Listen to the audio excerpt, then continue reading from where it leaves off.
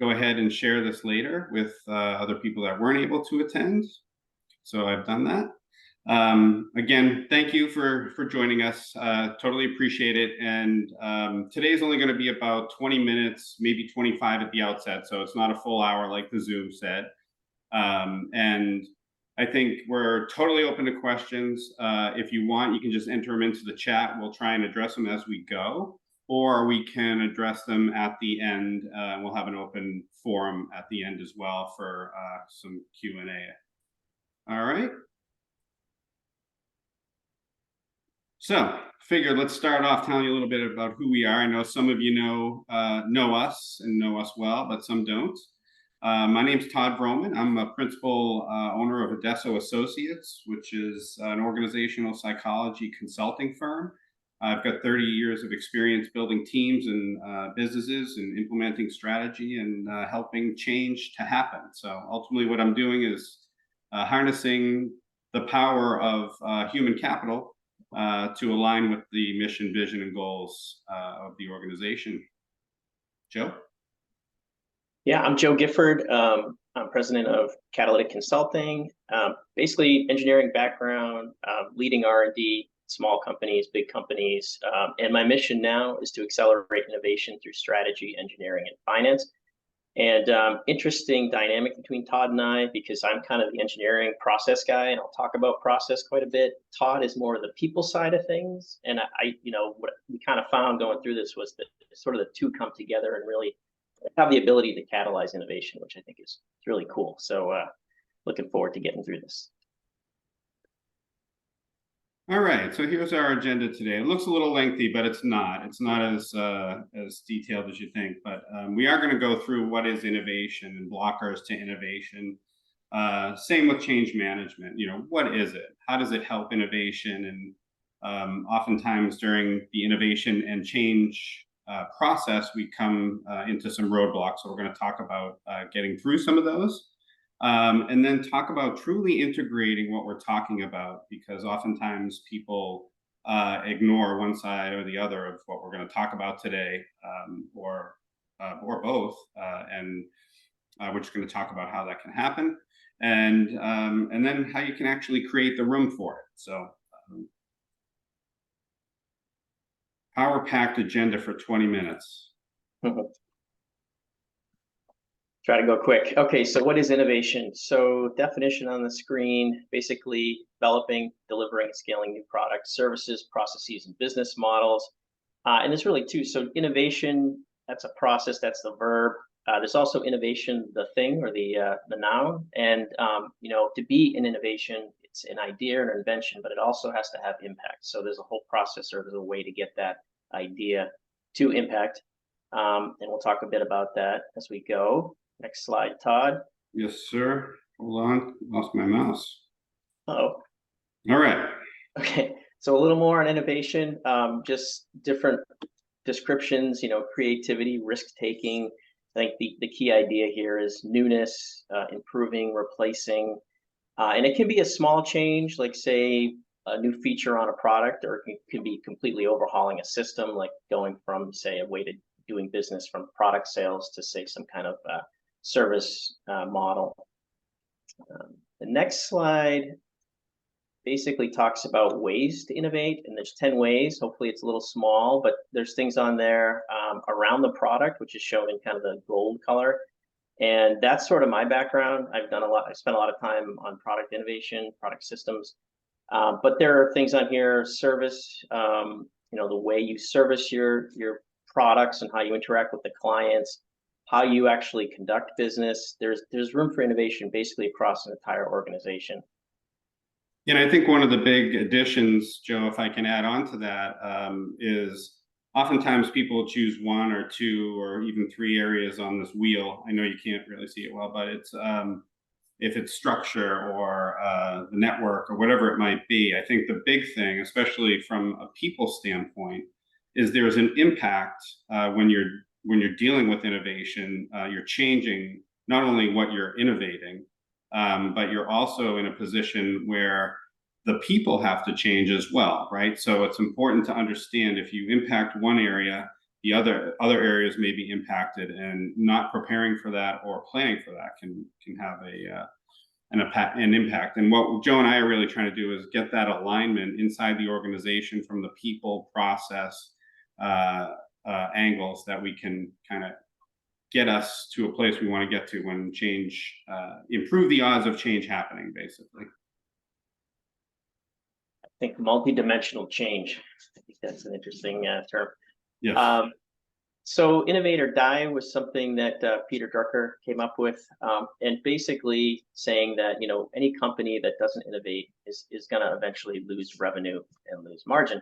And it's pretty much true. There are probably some cases with certain things, where companies maybe have a different model to defend their business, but it's mostly true.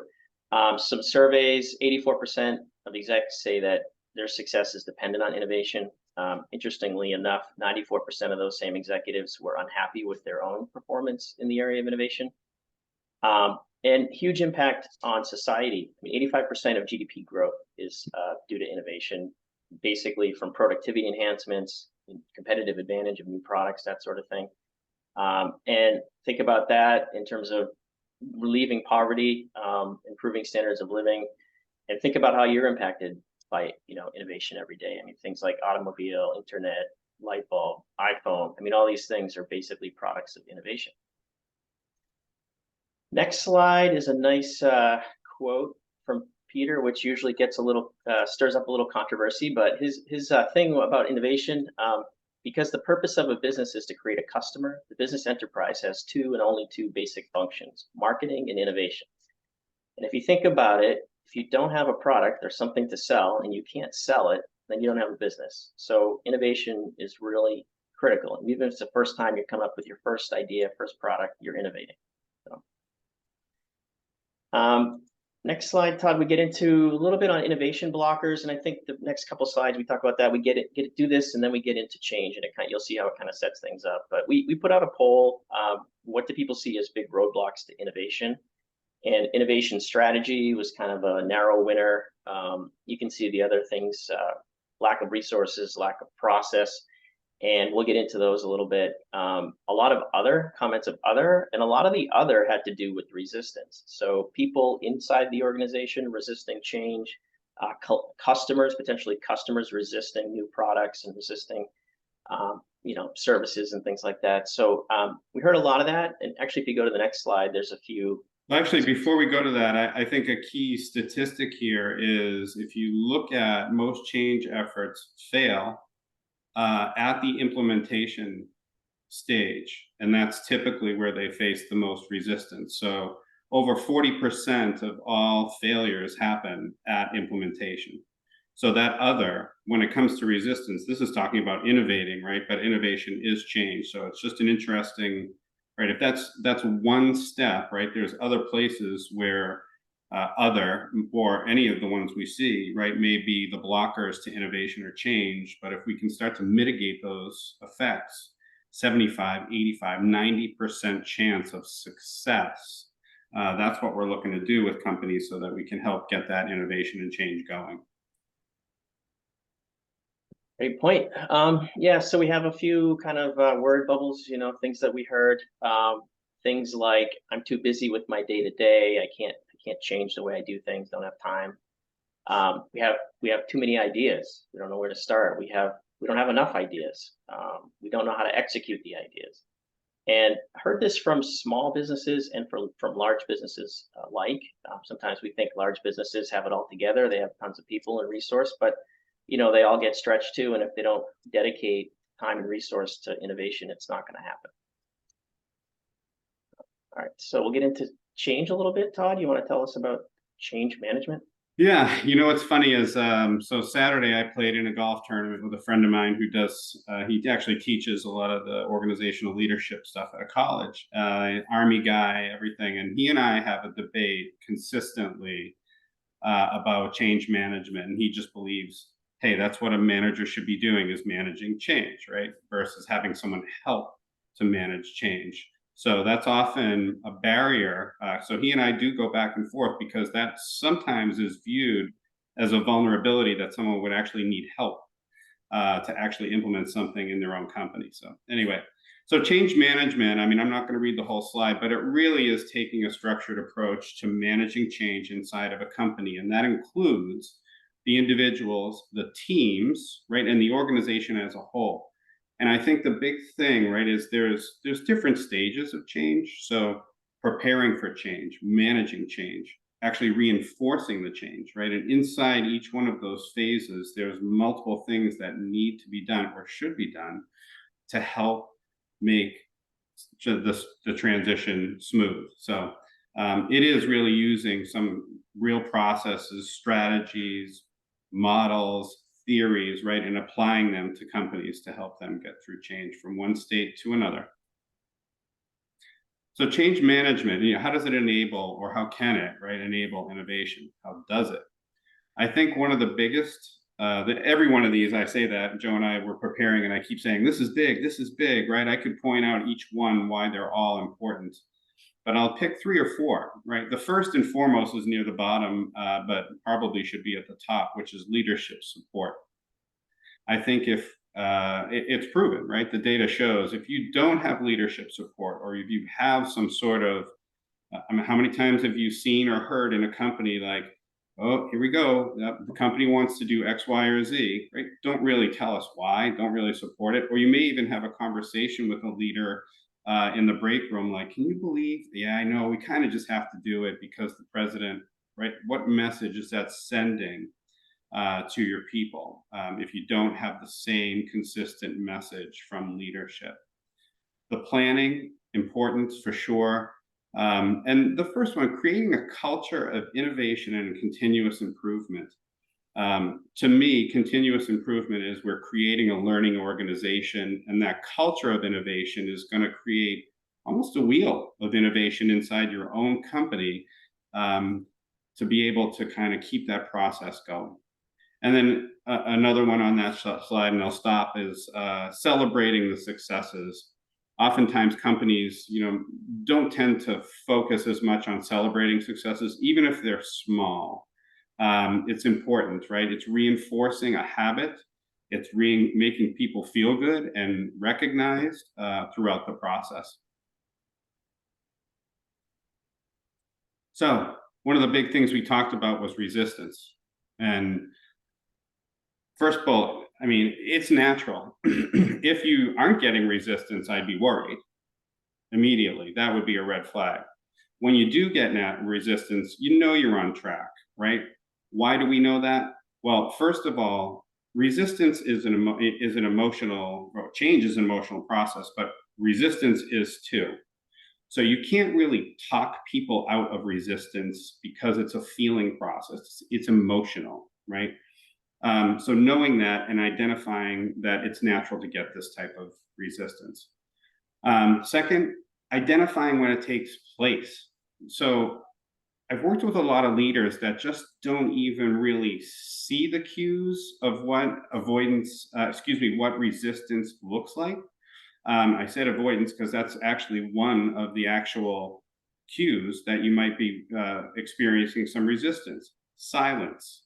You might actually see, an attack, or pressing for solutions, or changing the subject, repeatedly explaining ideas that they have had, or how you've been doing things in the past. And the data shows that everything's good, right? If people are starting to flood you with this type of information, they're giving you information, and you've got to pick up those cues.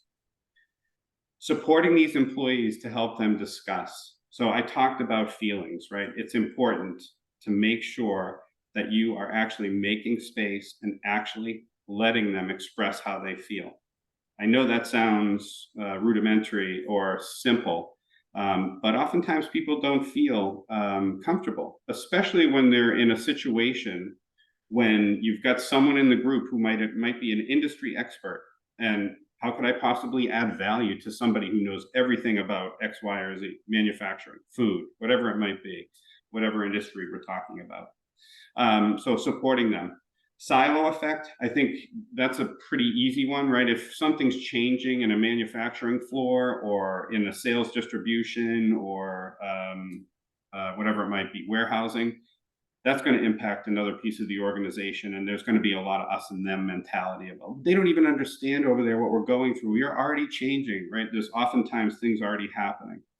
And then last but not least, and this isn't everything, but these are the some pretty big ones, but exactly what it says. You start to fight resistance, they're going to intensify, right? Resistance will intensify. And if you really think about it, anyone in this group who has had a kid grow up under their roof or around them, or seen parents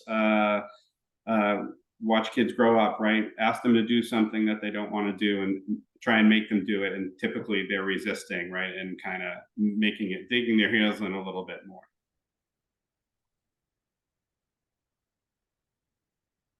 I don't want to go to the next slide, Todd.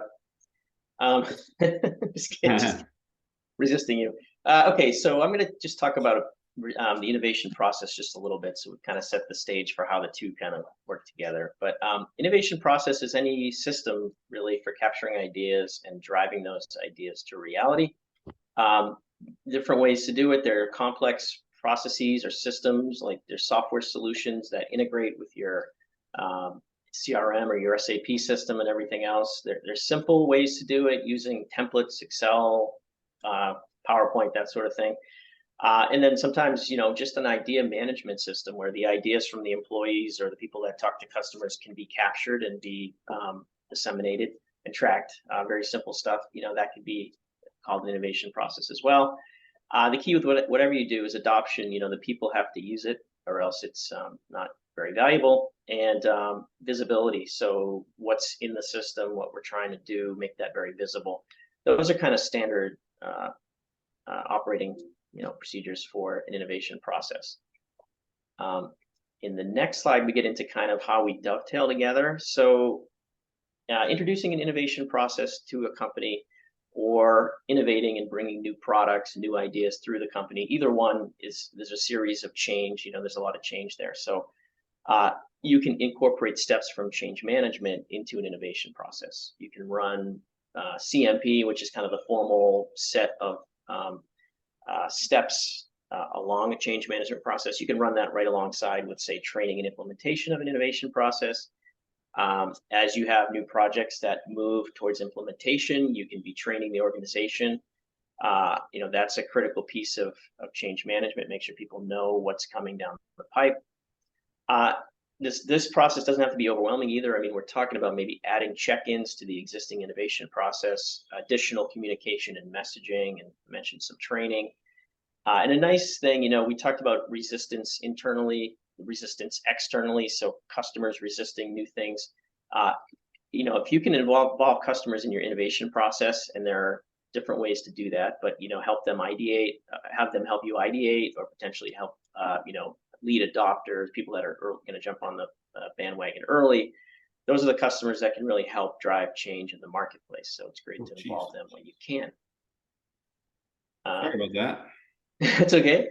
Next slide.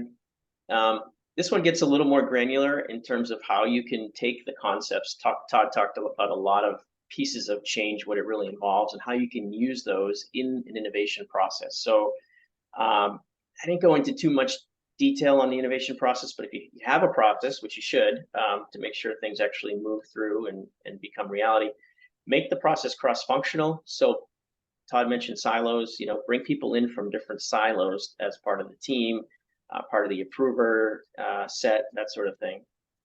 Empower teams. So when teams have a project that they're going to work on, they've got a set of goals, they've got a budget. Let them go do that. Let them take their own risks and make their own decisions until they're ready to come back to the team, for the second approval, for example. Yeah, I mean, everything we're talking about is, totally overlaying these things together. So it's critical to right. Success. Yep. Okay. There's a couple more on there, but I think, if you go back for 1 second, Todd, I just wanted to touch on a couple things. So SMART goals, everybody knows the acronym SMART: specific, measurable, achievable, relevant, and time-bound. It's basically clarity. And I think developing SMART goals for innovation projects is one of the areas I see companies struggle a lot. They might have something they think they're working towards, but when it gets reviewed with leadership, it turns out that that really wasn't the right goal. So spending time there is important, and getting those right is important. Alignment, transparency, training. Todd mentioned celebrating the wins. That's very important, but also in innovation, celebrating the failures, or what I'm calling the learnings, because when you fail, you can learn so much, and you can use that to help you innovate and get the project moving again. Yeah, and that training piece too, I think, is one of the largest. I know, anyone that'll listen to me is hearing me talk about the need for massive upskilling, training, etc. in general. Never mind going through a whole change effort and not preparing your people to feel good about, having a self-efficacy to actually execute. So, just from my side, from the people side as well, it's all of these are just as important. Okay, a few slides on kind of how to get started with innovation, setting up an innovation process. So this is kind of the standard mentality for a company that isn't innovating, or maybe they are, but they want to make it a more formal process. So it starts with identifying gaps between what they're doing in innovation and what the company is trying to do. Setting boundaries, what's in, what's out, where are we going to work? And that little graphic basically, kind of we're going to be making major changes to our technology, or we're going to try to leverage the products and the technology we have today, and are we going to go into new markets, or kind of look at our existing markets? So you can start to think about risk. And generally, traditionally, people put together portfolios of projects kind of based on risk and sort of financial trade-offs. So we want to get the best ROI, but the lowest, risk. So, these buckets and budgets and the people that are going to execute, that's putting that all together is a great way to get started. It can be a fairly simple process. I mentioned this earlier: capture and manage ideas, and you really want to have some way to kind of shepherd those ideas to reality. And if I haven't said it before, have someone own the process. That's really critical. And I think we talked earlier about leadership, having them actually support the process. The next slide is something that was put out a few years back, just kind of a way to get going, and it's 90 days. It kind of stepwise goes through what I just mentioned, although one of the sort of shortcuts is, rather than putting together a full strategy, come up with maybe 2 to 3 ideas that you can quickly kind of get into the process and run through the process. And that's just a great way to kind of jumpstart if you don't really have a cohesive strategy to start with. Next slide is just a little bit on ideas, like how do we funnel ideas into an innovation process?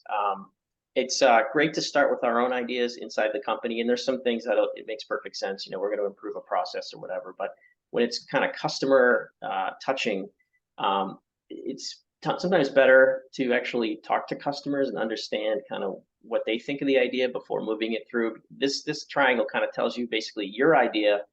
First of all, it has to be a potential innovation. It has to be something we can implement, and it has to generate value. People have to see that value to actually buy it. So if you start with the market, a lot of times, and work backwards, you can get a lot better insight, and your ideas are a lot better to begin with. And the next slide actually is a little bit of detail there, and I talked about this on a LinkedIn post recently, but this just came out from Harvard Business Review. It's a new sort of approach to developing an innovation strategy. And what I like about it is it starts with the business strategy and the strategic goals of the business, and it looks for gaps or things that need to change to make that business strategy a reality. And then you start to put in your projects and your ideas into a matrix and say, all right, how are we going to support these strategic goals, these things that need to change with our projects? And it's just a really great way to align. And you're assuming kind of that the business strategic goals are already kind of, vetted through marketing and through market research and things like that. But it's a nice way to kind of get to the point, I think. So that's sort of a newer thing, and it may play a little bit with what I talked about before, the 90 days and that sort of thing. But I think it's just a different way to look at it. So. All right. And I don't know, Todd, did you want to take this one, or you want me to? Yeah, either way. I mean, I think the biggest thing that we started talking about up top is the executive support, right? And I think it's the innovation and change process. One other thing we really didn't talk about too is a lot of what's involved here is, some people might talk about as project management. but it really is all wrapped up in one. So I think that's important to remember, that we need the leaders and we need support of the executive team for sure. Couple of the others, I mean, I know considering consultants for short-term engagements. And I think there's also, you can just do part of some of this stuff, right? You don't have to do everything with consultants or other third parties. But sometimes doing that really helps alleviate and get some stress on the organization, as well as bring in a fresh set of eyes.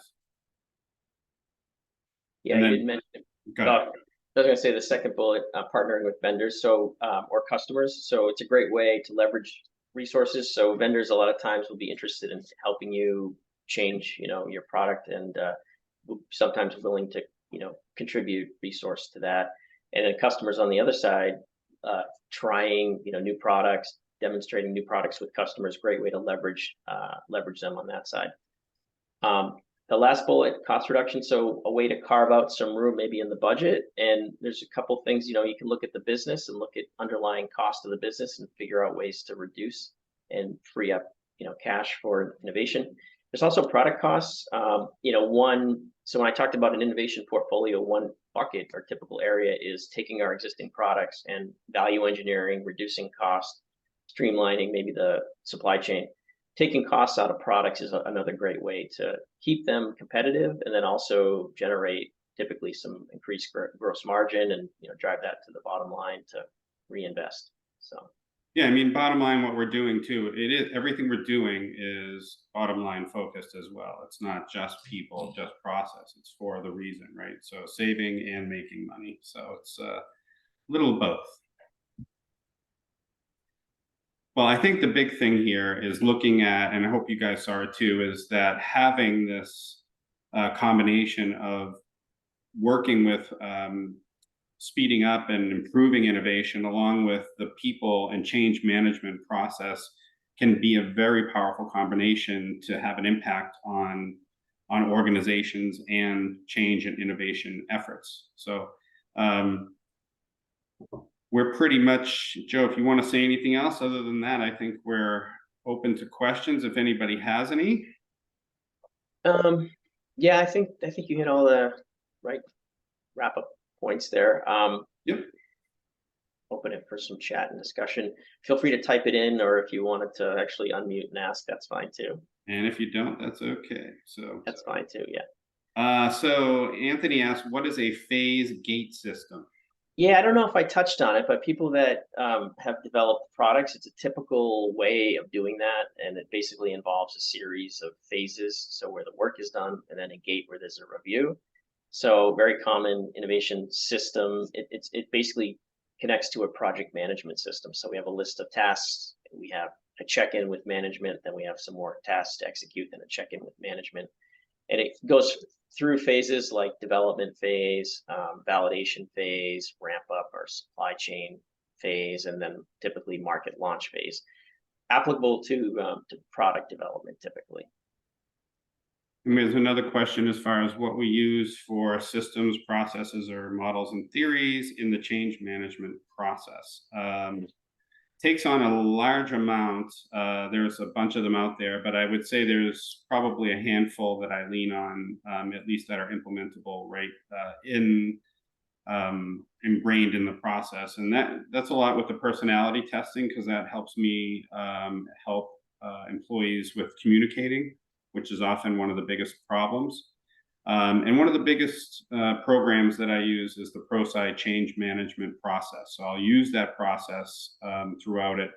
And then the other one that I'll touch on, there's many more, but I think it's called action research, which really is what we're doing to try to create that learning organization, which is ingraining in a bunch of feedback loops that are expected, and not in a bad way, but it's planned, right, to have these feedback loops. Let's see. I think that's all we had for questions. Well, thank you. I think we're at the end. If nobody has any other, oh, hold on, right here. Who is your target market, number of employees, and annual revenue? Good question. Yeah, like who is this more or less geared to? Who would you like to be in front of? Joe? Yeah, I mean, so I think I said in my bio, so I was doing R&D teams at large companies, and then also at a startup. And it is really applicable across the board. I think startup companies are interesting. So when they start, right, they've got one innovation typically that they're going to drive towards the market. And innovation process may or may not be that important, but shortly thereafter, when they've got decisions to make about what is the next thing we do, we've launched our first product. Do we reduce the costs? Do we try to add new tech to it? Where do we go? Then an innovation process becomes important. And obviously, and by the way, change, I mean, in a startup, it's dynamic. Every day is change. So the techniques from change, I mean, I think there's applicability there at very small companies, startup companies. And then as you get larger, your portfolio grows. Maybe you have multiple product lines. Maybe you have multiple businesses and each one has multiple product lines. So, a company like that, or a mid-sized company that maybe is innovating, but not really formally, that's a great place for me to come in and really help out, to set up an innovation process and get them kind of more holistic view of what they're doing and why. And it is kind of funny to me how small companies become mid-sized and suddenly the portfolio's grown, but the strategy never really developed clearly. And so developing a strategy and putting an innovation process in place is a great thing for like a medium-sized growing company. So I guess the answer, and you did kind of answer it, is small, medium, or large are okay. Probably small and medium. And when you say that, probably 1,000 employees or under, but typically we'll probably see 500 to 100 would be great. But like Joe said, I mean, there's plenty that we're dealing with under 150. Revenue will depend. And I think industry, we can go across industries, but there's probably a handful: manufacturing, the finance area, which is a broad umbrella. I would say food and beverage, and that's very broad as well. And then, I don't know, Joe, you got one or two more that we could probably hit, but those are probably a bulk of, but again, target market's pretty broad. That's good.